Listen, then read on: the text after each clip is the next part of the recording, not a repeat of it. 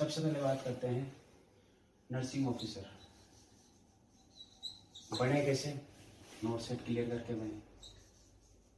साल में 2 बार एग्जाम, ठीक है, फिर 80-20 के रेशो के साथ, ठीक है, हर 6 महीने में एग्जाम लगती है, ठीक है। उसके बाद बात आती है कि साहब आपका सिलेक्शन हो गया। सिलेक्शन के बाद आपको मिला क्या? एम्स। अब एम्स का नाम सुनते ही बहुत बड़ा इंस्टीट्यूट हो जाता है। इसके ड्यूटीज क्या है, एक नर्सिंग ऑफिसर की क्या ड्यूटीज होती है और रेस्पॉन्सिबिलिटीज क्या होती है। सबसे पहले बात करते हैं ड्यूटीज टाइम। अगर आपकी शिफ्ट स्टार्टिंग में ओपीडी में लगी तो आप 2 टाइम होते हैं, 9 से 5, 8 से 4। अगर शिफ्ट में लगी तो 8 से 2, 2 से 8, 8 से 8। ये बेसिक चीज़ सबको पता है इसी। उसके बाद बात करते हैं साहब क्या ड्यूटीज है आपके। जैसे मान के चलो आपकी ओपीडी की, पहले ओपीडी में बताता हूँ आपकी ओपीडी में ड्यूटी। तो ओपीडी में जब आपकी पोस्टिंग होती है, जो भी ओपीडी के काम होते हैं, जैसे आप डॉक्टर के साथ बैठे या किसी के साथ ड्यूटी लगी, या किसी एंडोस्कोपी प्रोसीजर में ड्यूटी लगी, या किसी के क्या बोलते हैं ट्रीटमेंट रूम में ड्यूटी लगी, या इंजेक्शन में ड्यूटी लगी, कहीं भी ड्यूटी लगी आपकी, ठीक है, या ओपीडी एरिया में ड्यूटी लगी, ठीक है, कहीं भी आपकी ड्यूटी लगी, तो आपके रोल एंड रेस्पॉन्सिबिलिटीज क्या है। उस टाइम जो भी डॉक्टर साहब से बोलते हैं, जो भी आपके काम होते हैं, वो आपको सारे काम पूरे करने होते हैं। जैसे मेरी ड्यूटी तो क्या है, शिफ्ट वाइज चलती है। तो शिफ्ट वाइज ड्यूटी, जैसे हम वार्ड की ड्यूटी के बारे में आपको बताता हूँ। वार्ड की ड्यूटी क्या है, जैसे मॉर्निंग ड्यूटी हुई, मॉर्निंग 8 बजे जाते हैं, ठीक है, मैं जाता हूँ 20 मिनट पहले, ठीक है। 8 बजे से लेकर 2 बजे तक आपकी शिफ्ट होती है, ठीक है। अब इनके बीच में आपको क्या क्या काम करना होता है, क्या क्या आपकी रोल एंड रेस्पॉन्सिबिलिटी। सबसे पहली बात आती है, सबसे पहला काम, जो भी आपको असाइनमेंट मिला है, ऐसा नहीं है कि आपको डायरेक्ट अपना बेड साइड ही काम करना होता है। 2 तरह के काम होते हैं। एक तो आपको असाइनमेंट मिलता है, जैसे क्रैश कार्ट हो गया, ऐसे जैसे लीलन हो गया, ट्रीटमेंट रूम हो गया। लीलन है ना, क्रैश कार्ट के अंदर आपको सारे सामान चेक करने होते हैं, सारे एक्सपायरी चेक करनी होती है कि कोई चीज, किस चीज की एक्सपायरी तो नहीं हो रही है ना, सारे अप टू डेट है ना। क्योंकि क्रैश कार्ट एक ऐसी चीज है जो इमरजेंसी में कभी पेशेंट जब सीरियस होता है तो क्रैश कार्ट ही सबसे पहले यूज लिया जाता है ना। उसके बाद असाइनमेंट हो गया। असाइनमेंट में 3-4 चीजें आती है, क्रैश कार्ट हो गया, लीलन हो गया, ड्रेसिंग ट्रॉली होगी।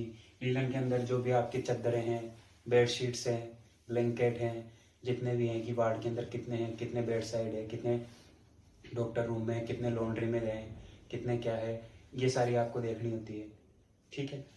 उसके बाद क्रैश कार्ट बता दिया, लीलन हो गया। ड्रेसिंग ट्रॉली में आपको देखना होता है कि हर चीज के ऊपर, जैसे बीटाडीन है उसके ऊपर डेट डली हुई है क्या, है ना, लॉक्स है, लिग्नोकेन है, उसके ऊपर डेट डली हुई है क्या। हर जो प्रोडक्ट जो खुला हुआ है उसके ऊपर डेट डली होनी चाहिए। कोई भी चीज एक्सपायरी नहीं, जैसे आज खोला तो आज की डेट डालनी है उसके ऊपर। जैसे एनएस की बोतल है तो एनएस की बोतल के ऊपर भी आपको डेट डालनी है, वो ड्रेसिंग ट्रॉली के अंदर आ गया। ट्रीटमेंट रूम के अंदर ट्रीटमेंट रूम आपका पूरा साफ होना चाहिए। उसके बाद दूसरी बात अब आती है अपनी बेड साइड का काम। बेड साइड जाते ही सबसे पहले हमें जो भी स्टाफ था, नाइट का स्टाफ था, उससे हमें ओवर लेना होता है। जैसे हमें मिले 17 पेशेंट या 16 पेशेंट या 15 पेशेंट, जैसे मेरे ईएनटी में ड्यूटी है ना। अब जैसे मैं ईएनटी में गया, ईएनटी में जाते ही मेरे को ड्यूटी में यह मिला कि साहब सबसे पहले जो भी नाइट का स्टाफ था उससे ओवर लेना होता है। फिर देन उसके बाद क्या करना होता है, उसके बाद अपना काम, कार्यक्रम, जो भी अपना काम है, फर्स्ट हमें क्या करना होता है, फर्स्ट हमें बेड साइड सारी क्लीनिंग देखनी होती है। पहले सबसे पहले तो जो भी आपको असाइनमेंट दिया गया है उसका असाइनमेंट चेक कर लिया, ठीक है। उसके बाद आपको बेड साइड सारे जितने भी आपको 15 या 14-15 पेशेंट असाइन हुए, तो 14-15 पेशेंट के बेड साइड सारा सामान देखना है कि किसी भी चीज की कोई भी तरह से कोई कमी तो नहीं है, ठीक है। उसके बाद जब आपका काम स्टार्ट होता है, सबसे पहले हमारा नर्सिंग का पहला जो भी वो है वाइटल साइन।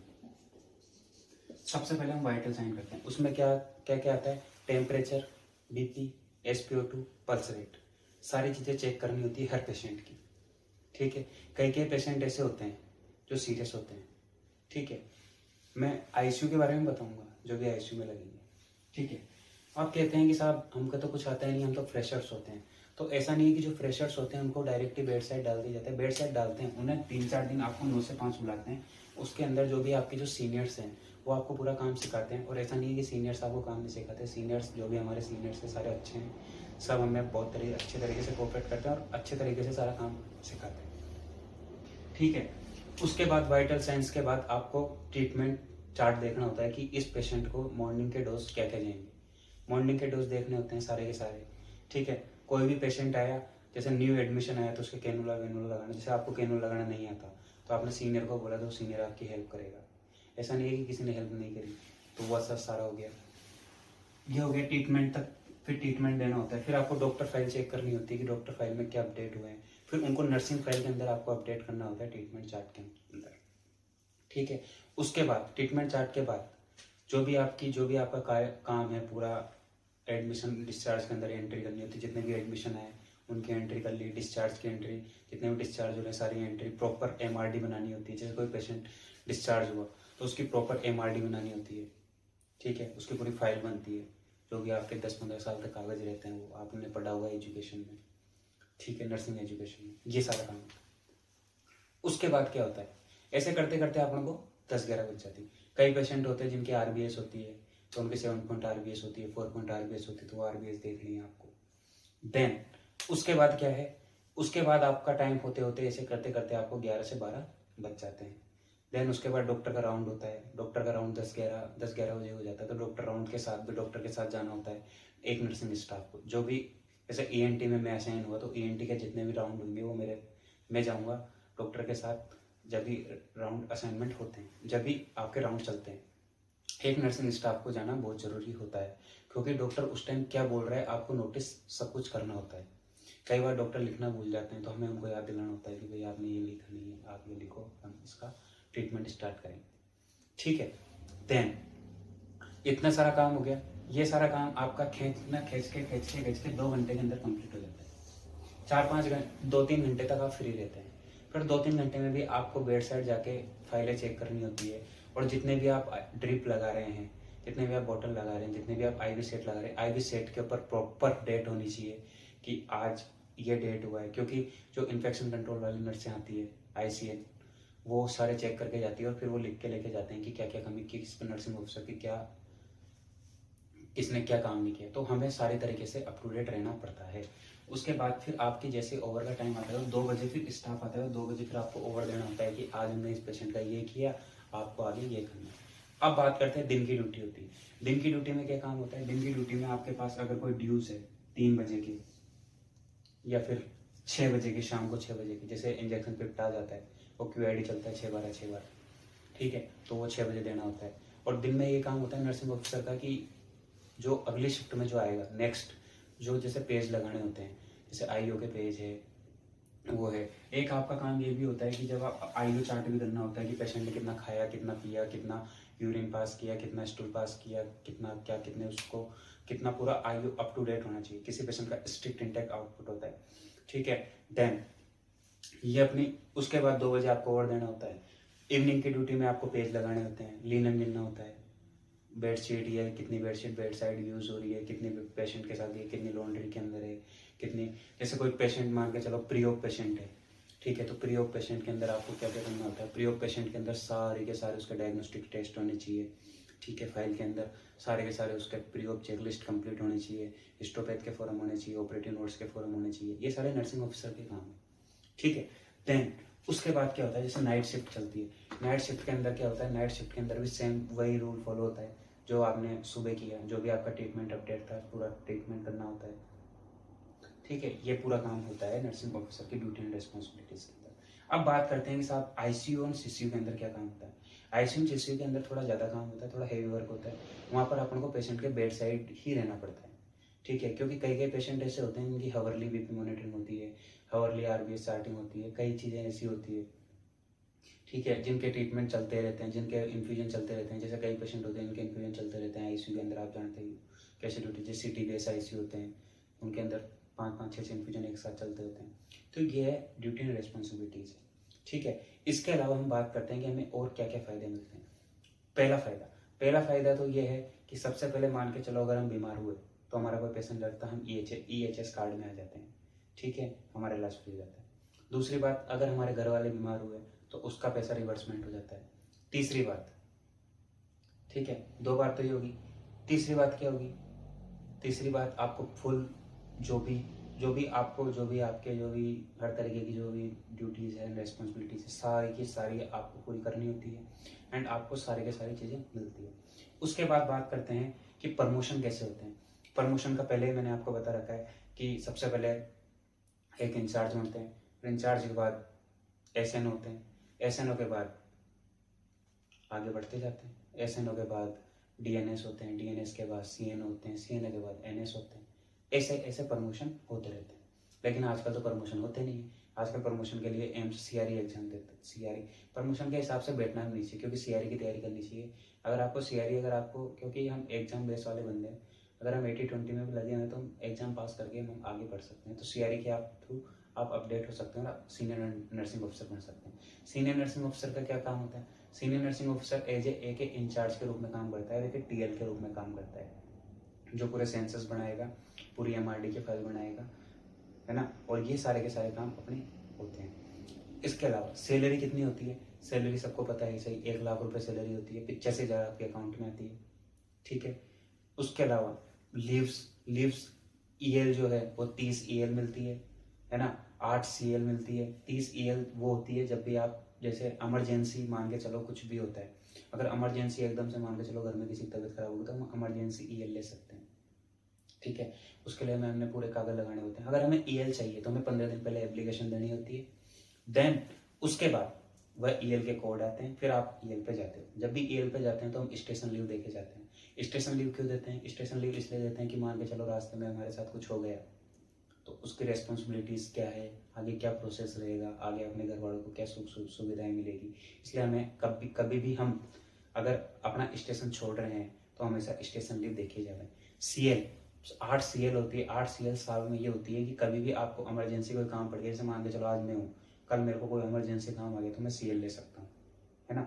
उसके बाद मेडिकल लीव होती है, 10 मेडिकल लीव होती है। अगर हम बीमार पड़ गए तो 10 मेडिकल लीव होती है। 2 RH होते हैं, ठीक है, कि कोई जैसे दिवाली की होगी, राखी की होगी, ये RH होते हैं। और देखो, पढ़ना तो सबको ही पड़ेगा। ये इस जगह नर्सिंग ऑफिसर की पोस्ट लेने के लिए बहुत जिम्मेदारी वाली पोस्ट है, क्योंकि हम एक पेशेंट की लाइफ के साथ होते हैं, ठीक है।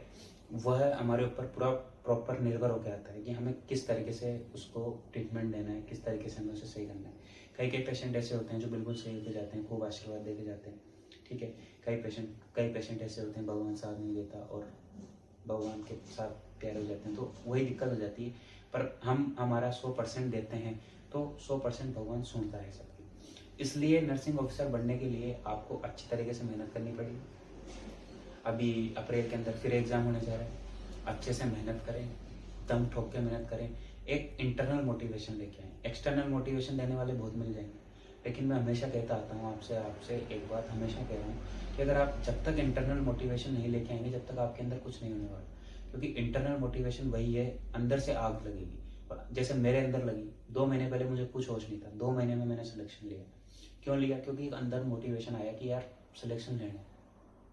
सोना जितना ज़्यादा घिसेगा उतना ज़्यादा चमकेगा। और किसी के माँ बाप की दम नहीं है, किसी की औकात नहीं है, अगर आपने दम ठोक के मेहनत करी और आपको रिजल्ट नहीं मिला, ठीक है, तो आपको अपना 100% देना है, अच्छे से पढ़ना है, नेगेटिव लोगों से दूर रहना है, कम यारी दोस्ती रखनी है। जितनी कम दोस्ती होगी, अपना फालतू टाइम वेस्ट करना ही नहीं। लाइब्रेरी में जा रहे हैं तो लाइब्रेरी में ओनली पढ़ने के लिए जाएं। ऐसे नहीं है 4 टाइम पे बाहर चल गए, 2 सुट्टे मार लिए, 2 चाय पी ली, ये होगी लाइब्रेरी, ये शाम हो गई 8 और चलो घर पे, तो ये कोई पढ़ाई नहीं है। आप लाइब्रेरी के 600 रुपये भी काट रहे हैं, और 600 रुपये काटने के बाद भी अगर आपको अंदर से गिल्टी फील होती तो, और एक डायरी मेंटेन करें, और उसके अंदर ये होना चाहिए कि हमने आज दिन में क्या किया। जैसे आज मेरी नौकरी लग चुकी है तो मेरी अभी भी एक डायरी है, तो मैं उसके अंदर प्रॉपर मेरा हर पूरा शेड्यूल होता है कि आज मैंने दिन में क्या किया, मैं कितनी देर सोया, कितनी देर क्या हुआ। और भी रही बात, तो आपको महीने में जैसे 8 डे ऑफ मिल जाते हैं। आपको करना क्या है, 20-22 दिन ड्यूटी करनी है, इसके अंदर और कुछ नहीं है। जिंदगी सेट है, एक बार नौकरी लग जाती है, ठीक है। इसी के साथ अच्छे से तैयारी करते रहें, कोई दिक्कत वाली बात नहीं है, क्योंकि उतार चढ़ाव सबकी ज़िंदगी में आते हैं। आज गरीब, जिसने गरीबी देखी उसने अमीरी भी देखी, जिसने अमीरी देखी उसने गरीबी भी देखी। एक समय एक सा रहता ही नहीं है, समय सबका आएगा। भगवान ने जिसकी किस्मत में जो लिखा है वह उसे मिल के ही रहेगा, ठीक है। इसलिए टेंशन लेने की ज़रूरत नहीं है, अच्छे से पढ़ना है। नोट सेट के 4 महीने हैं, 4 महीने के अंदर इंसान बहुत कुछ आगे बढ़ सकता है, क्योंकि आपने बहुत कुछ पढ़ा हुआ है, आपको ओनली रिवीजन की ज़रूरत है। आगे हम इस बारे में डिस्कस करेंगे कि हम नोट सेट की तैयारी कैसे करें, कैसे हम इस चीज़ के लिए आगे बढ़ें, ठीक है। इसी बात के साथ धन्यवाद।